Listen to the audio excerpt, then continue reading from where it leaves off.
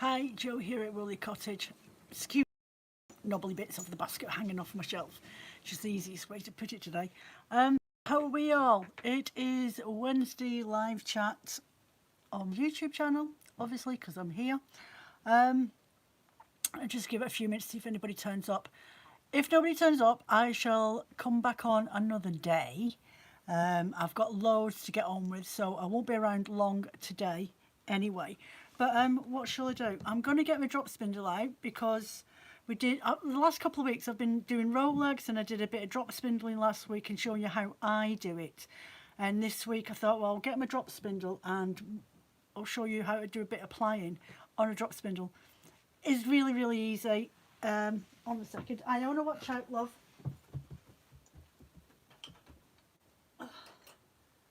So I'll just grab my spindles.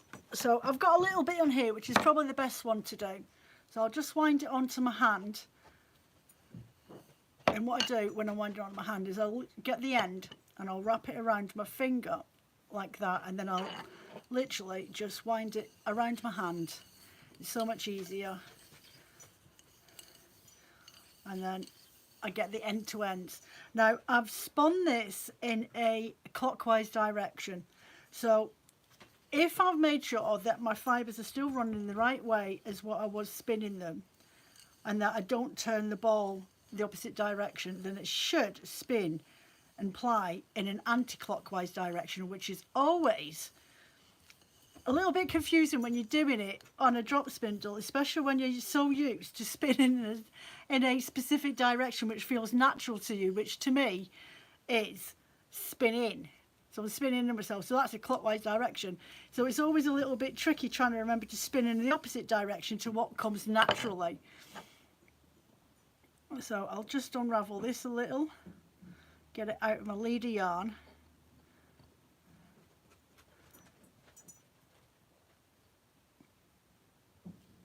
Right, so I've took out my leader yarn. Now I'm going to use the exact same bobbin again. Spindle. I'm going to let it unravel a little bit on the leader yarn. Now, not everybody likes to use a leader yarn. I don't always use a leader. I'm holding on to this piece that I've just pulled off. I'm just going to stick it between my fingers while I try and find the middle of this thread. I don't always use a leader. When you're using Turkish spindles, you can't really put a leader on there because you have to wind it around the bottom of the shaft and then wind it up the top and then loop it on the neck. So I've got that open now, and I'm going to find... So last week I was on about how I have got, if you can just see it there we go. I've got a line up the whirl, and I cut out a little nick in the base of it so it catches my fibres, which is really, really handy when you don't spin that, you're new to spinning. So I'll bring it around the back and up the top. So I'm just going to hold it in my legs now. So I've wound this around my hand, and I've got the first piece of yarn. Where's it gone? There's no way I've wound that in there, have I? There it is. So I've got the I've got the first piece of yarn that was the end piece to my spindle, and then I have got the last piece of yarn which was tied around the leader, and I'm going to loop it through and bring it up. Now it should spin in an anti-clockwise direction, so if I spin it around, and because this thread's always been spun in that in a clockwise direction, it's just spinning and spinning and spinning now to even itself out. Right, and I'm going to spin it a bit more so it should start to catch energy. You really don't have to spin it that much when you're plying. It's got its own momentum, so it's doing it itself anyway. So I'm just going to catch on there, put that back through my little guide bit at the back, and then you should start to see it ply all the way up, see? And if I was just to take my hand out and do it like that, it will spin itself and ply up the yarn off its own momentum. Really simple. It's going in the anti-clockwise direction, it's going in the right way, and it's doing it all itself anyway. So I'll just gently bring my hand out without pulling. And it's twisting on its own. And I'm just going to really gently just spin that, and that's it, plying. There's nothing to it. Look, it's still spinning. I haven't even done anything. And that's just the energy that's inside those 2 strands of yarn. And it's, look at a nice loop on there. It's not been overspun at all. It's obviously going to spin on itself a little bit because there's still lots of energy in there. But as I pull it up along the yarn line, it should start to relax. And when you wash it as well, or steam set it, it will relax. So I'm just going to wind it on a little bit. Catch the nick in the side of my whirl, bring it round the back end the hoop, and just sit it in my knee a minute and unravel some of that from inside my hand. And there we go, it's already twisting. And I've not even touched it, and you can see that spinning on its own. There we go. That's all the energy just going and doing its own job. I haven't even spun it, it's still spinning now. I haven't even touched it.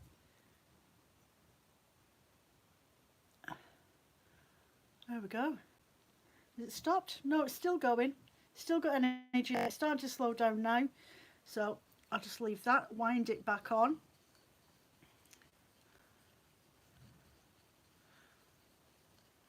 Right. And then catch that nick again, come round the back, park it in my legs so I just unravel some off my hand and let it do its own thing. And it will just spin. I'm not touching it. It will spin, and all that energy is going a little bit faster because there's lots of energy inside this yarn. And it should even itself out. I can see it all twisting in the fibres, all plying on itself. It's still going quite fast, as you can see. Now it's just looking really, really nice, that. So I should be able to... It's stopping, it's starting to slow down a bit now, so I'll undo this section again and wind it on.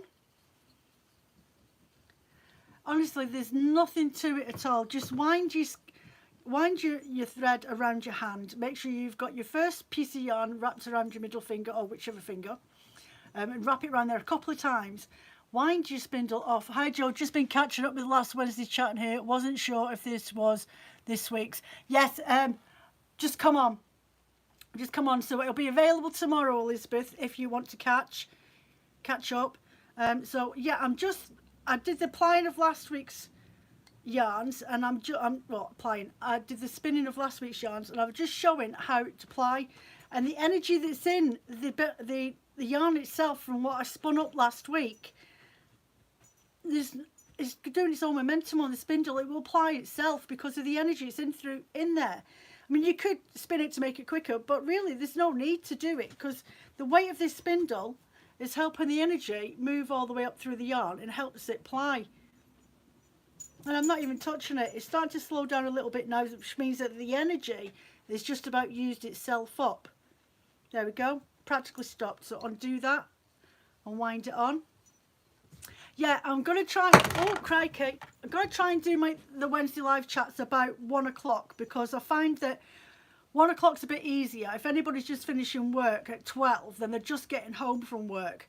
And I found the last couple of weeks when I've done it at this time, more people have been able to get me because they've just got back in. Right. So again, that's the end of my yarn. So I've got a loop. So when you wind the yarn around your hand, and same if you were doing a cake of yarn and you knit from the middle, or if you're plying, you want it to ply, just put your singles into a cake form, so on a woolly winder, and then you've got your internal and your external yarns and put them together and ply them. It's the exact same principle using your hand. So I'm just going to let this. I haven't even turned it, I've just let go of it, and you'll see it's getting faster and faster now because it's just using up the last of this energy that's in this yarn just to ply itself together. It should start to slow down in a bit.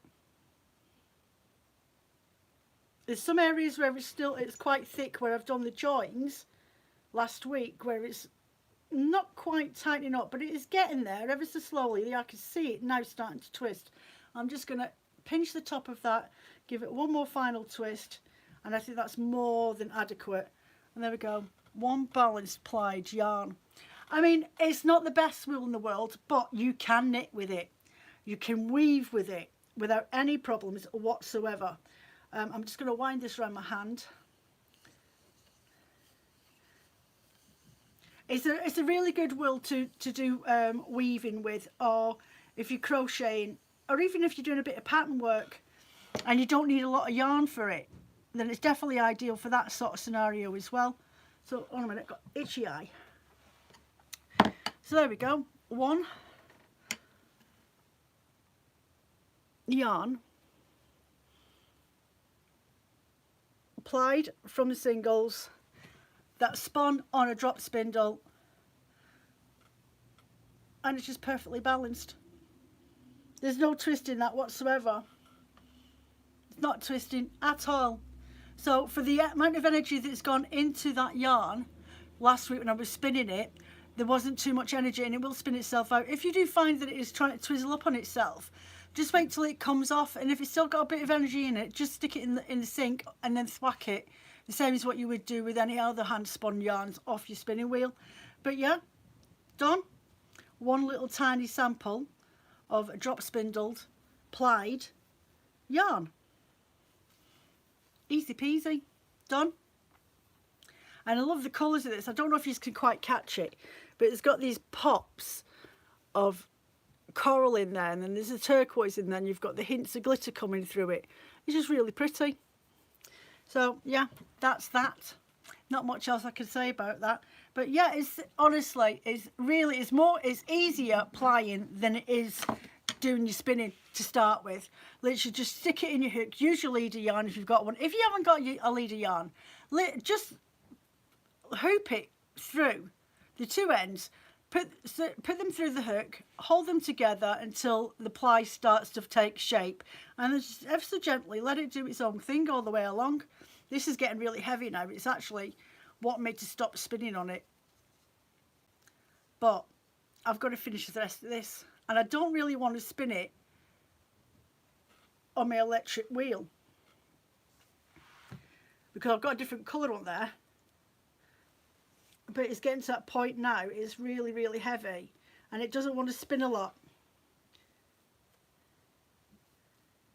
Yeah, it keeps stopping. So it's getting too heavy now for this wool, for the amount that I've got on there.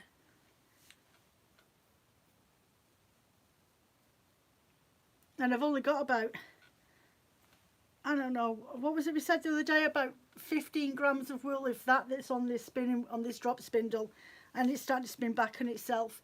It's not happy. It doesn't want to take any more if I can help it. But I'm going to force it to take more. So what I've been up to, I've been really busy. Really busy. I've just uploaded to Premiere in December 2 videos for the Christmas Advents. I've got 2 more to film this afternoon. Phil's away tomorrow until Tuesday next week. He's going down to see his daughter in Hampshire with his mum and dad. So it's been a mini mission to get out the house today, go and get bits and pieces that I might want. And I've got a funny appetite, me. Some days I could probably go days without wanting anything to eat. So I have to force myself to eat. So, especially when he's not here and it's only me I'm cooking for. So the dogs have discovered that I've brought a Melton Mowbray pork pie back home. So that got taxed when I come through the door. Or because Mum was having a piece. Yeah, and cold meats and my crackers and stuff like that. And honestly, I'm a pecker. I will peck and eat cold food more than I'll eat a hot meal. Been like that since my kids were young. Especially when you worked in kitchens. Last thing you wanted to be doing was cooking a hot meal and eating it yourself when all you've done is cooked hot meals for about 400 customers in a lunchtime. So yeah, 400 is a bit of an exaggeration, but not far off it some days. So yeah, so I've just munchy food, quick, easy. And the fact that my supermarket stopped doing Jackson's bread as well, which is the only bread in the supermarket that doesn't have any soya in it. So it's been a nightmare trying to find breaded food so I can have sandwiches. that doesn't have soya in, because there's not a single bread brand on the market that doesn't have it in there now, and it doesn't agree with me at all. Oh, so yet this next couple of days is just jam-packed with trying to get the 14 of the Advents filmed and divided and wrapped up and packed, and then I can get on with the rest of the Advents, which is literally just putting them into little bags and talking about any issues that I've got going. So yeah, I've got all that to do, and I thought, well, while he's away I might as well get stuck into it. And I've got dyeing to do tomorrow as well for listings for next week, though I put some rovings on the website at the weekend, which if they don't sell this week then I'll just take them off and blend up with them as well.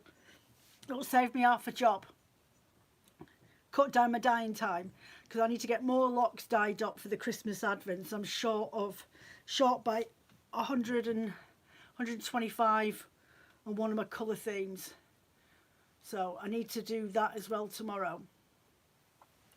And then that's it really. And we've got rain, constant rain. It's not stopped raining. It hasn't stopped raining, Elizabeth, honest to goodness.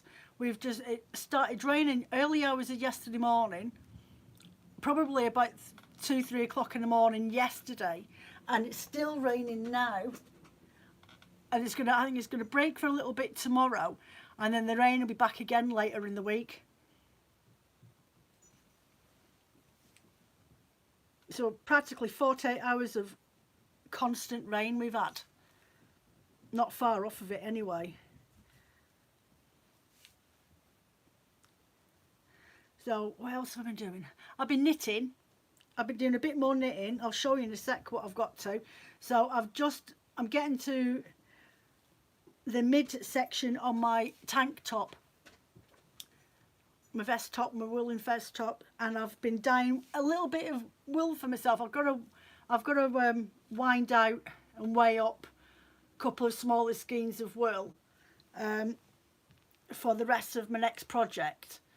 And I dyed up some wool for knit and fill the hat, so we'll see how far I get on with this over the next few days, but it should be quite easy and simple to do, because it's definitely that halfway point now.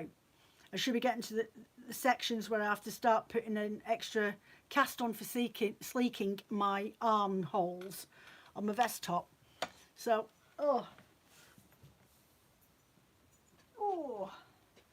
this is what I've been doing. So I've got that far.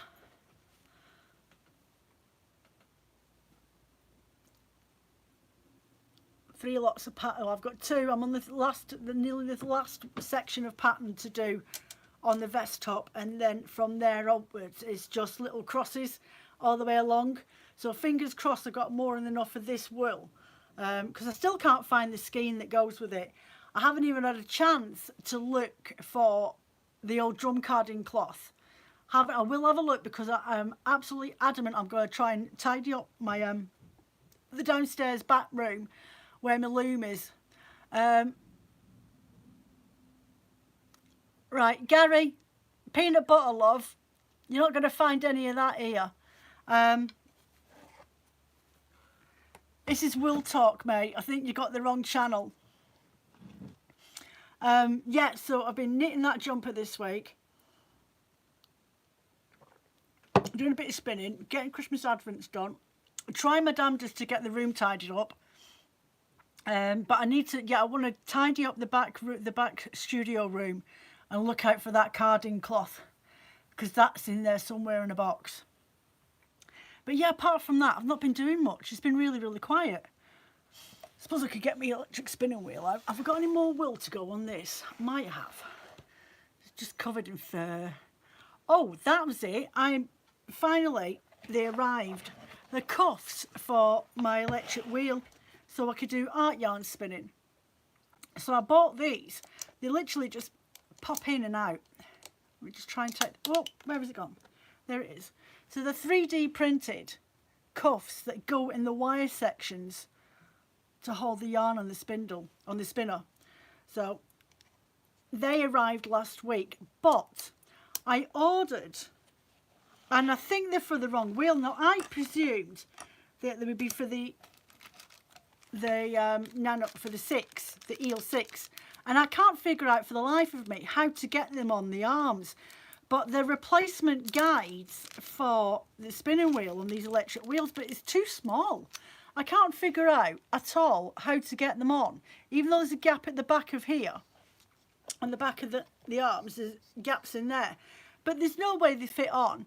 I've seen someone post a picture on the Etsy on the shop that I bought them from, so I'll end up having to give these away. So if anybody's got the smaller version of the electric Dream Robots electric wheel, the small one, I think it's the, is it 0.1 or something? I know this is the E6.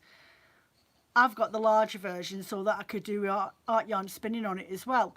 But yeah, so if anybody wants these, you're more than welcome to have them. Let me know if you make an order and you want them, and I will stick them in. There is 1, 2, 3, 4, 5, 6 guides in there. I will have to get in touch with the company and find out if they can tell me if it's for this model or if it's for the small one, because it definitely wasn't in the descriptions.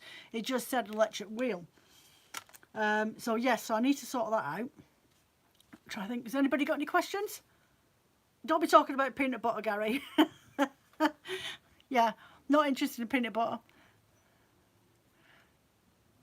I think that's about it really. So because there's just me here and Elizabeth's probably had to pop off, and it's 20 past now, and I've covered the top that I wanted to cover, which was plying on the drop spindle, I think I will go off and do what I have to do.